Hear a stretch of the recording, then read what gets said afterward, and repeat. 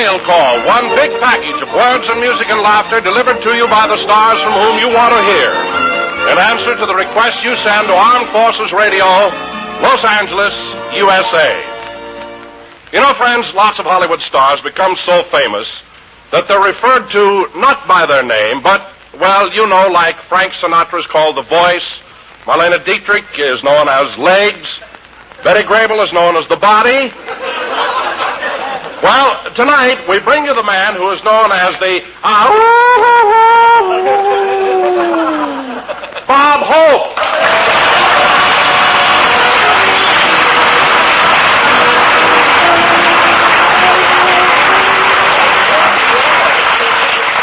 He's an old wolf, isn't he? Thank you. How do you do, ladies and gentlemen? This is Bob Mail Call Hope, telling all you servicemen that because of you each day, total victory becomes surer and surer, and if the Japs don't think so, let them watch how the dictators are getting fewer and fewer. Well, here we are in Hollywood. You know, the opera season's with us again. I've been spending a lot of time at the opera. Everybody likes to hear good singing. Of course, a lot of people listen to Crosby, too. Naturally, everybody who came to the opera was very ritzy. What's swank? Swank. That's French for slink and slunk and mink and skunk. One beautiful society girl was there, and she was really covered with furs. She had a sable coat over her shoulders and an eager beaver on each arm.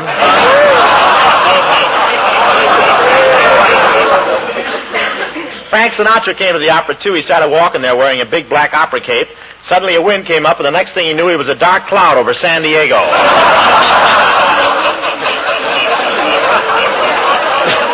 And those opera tickets were really inexpensive. Expensive, I mean. I take it back.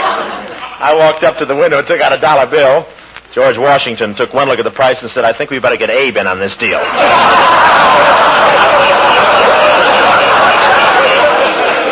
I finally got to my seat, I had a little trouble. There was a soldier sitting in it, but I wasn't afraid. I said, listen, you get out of my seat. And she was a lieutenant, too.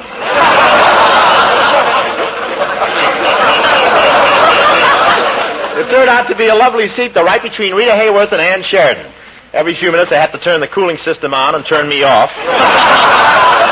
Lana Turner was there. She was wearing a strapless evening gown, so the following night I went back to see the opera.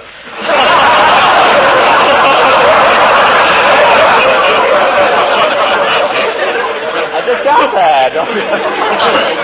Of course, I hate publicity of any kind, so I tried to remain inconspicuous, but someone noticed me. I don't know why. I was just minding my own business, walking along the balcony railing. It was really a great opera, though, and it was the first time in history that the soprano ever hit C above high C. She owed it all to years of training, the finest teachers in Europe, and to a kid in the second balcony with a bean shooter. And now for some entertainment. Every once in a while, a band comes along that turns the musical world upside down. The guys who are responsible for the latest upheaval are a group of only 6 hep characters who can really beat it out. Seated at the mail call piano as the leader of this combo, it's Eddie Heywood and the greatest little band in the land.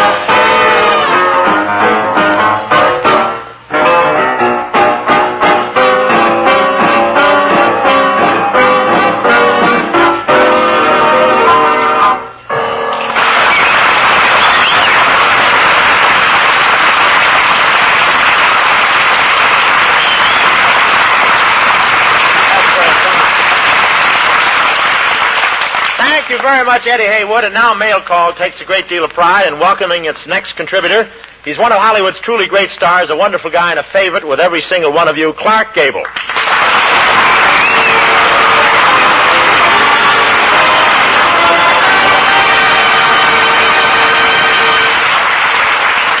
Well, welcome to Mail Call, Clark. Thank you, Bob. The pleasure's all mine. Gee, isn't this wonderful? You know, a thing like this happens once in a lifetime. What do you mean?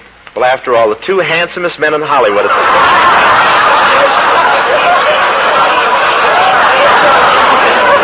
at the same microphone. You know, now that we're standing right next to each other, I've noticed quite a resemblance between us. A resemblance? Sure, you're pretty tall, and I'm pretty tall. You've got brown eyes, I've got brown eyes. You've got a nice profile, and I can always get my nose fixed. Bob, I'm sorry to introduce a serious note here, but there's something I wanted to discuss with you. Gee, you really sound serious. Well, I am. Is there any place around here where two men could talk in private? Yeah, but I haven't got a key. What is it you want to know, Clark? Well, I'd just like to ask you one question. Yes? How can I become a wolf? You know what I thought you just said? I thought that you, Clark Devil May Care Gable, asked me, Bob, who cares hope? I thought you asked me to teach you to become a wolf. That's exactly what I asked you. This is the biggest upset in Hollywood since Crosby got that Oscar. So you really want me to show you how to become a wolf, huh? That's right. I don't know where to begin. I've never had this much material to work with before. But tell me, Clark, how did you happen to hear I was so popular with the girls? Well, don't try to act shy. It's all over town. Oh, really? Sure. Everyone says you're the number one ladies' man. Oh, well, please, I'd rather not talk about it. Well, all right. Oh, I'm willing to listen. Come on, quit stalling, Bob. Let me in on some of your secrets. How did you ever learn so much about women? Well, I used to be Rosin Boy with Phil Spitalny and his all-girl orchestra.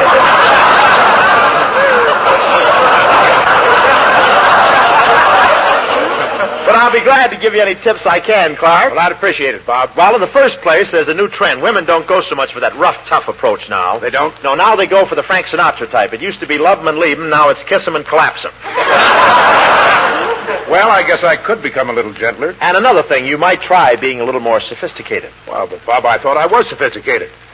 I just finished reading 3 chapters of Forever Amber.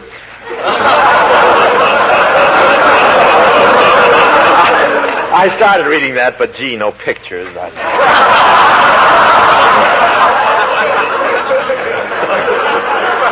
I was looking forward to a little more concrete aid, in the form, perhaps, of a telephone number. A telephone number? Sure, you know lots of girls. Well, yes, but I make a practice of never giving away a phone number unless I get one in return. Well, that's fair enough. Here's a phone number right here. You'll like her, too, Bob. She's a big movie star. Oh, swell. Now I'll open my address book.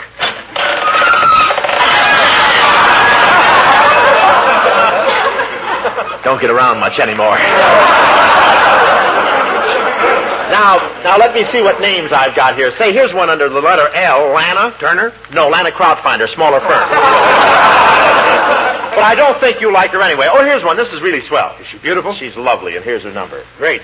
I'll go call her right now. And why don't we get together later? Oh, good idea. I'll get in touch with the girl you gave me, and we'll be seeing you.